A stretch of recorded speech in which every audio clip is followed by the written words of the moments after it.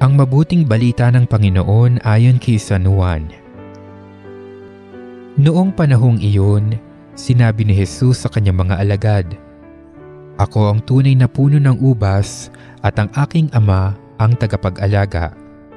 Pinuputol niya ang bawat sangang hindi namumunga at kanya namang pinuputulan at nililinis ang bawat sangang namumunga upang lalong dumami ang bunga.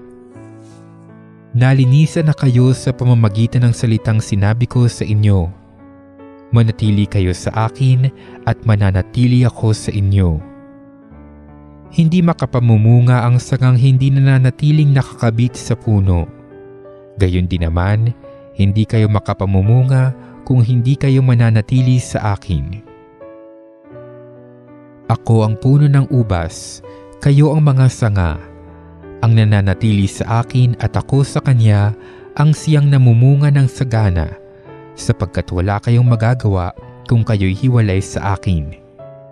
Ang hindi nananatili sa akin ay itatapon at matutuyo gaya ng sanga. Ang gayong mga sanga ay titipunin at susunugin. Kung nananatili kayo sa akin at nananatili sa inyo ang salita ko, hingin ninyo ang inyong maibigan at ipagkakaloob sa inyo. Napararangalan ng Ama kung kayo'y namumunga ng sagana at sa gayo'y napatutunayang mga alagad ko kayo." Ang mabuting balita ng Panginoon.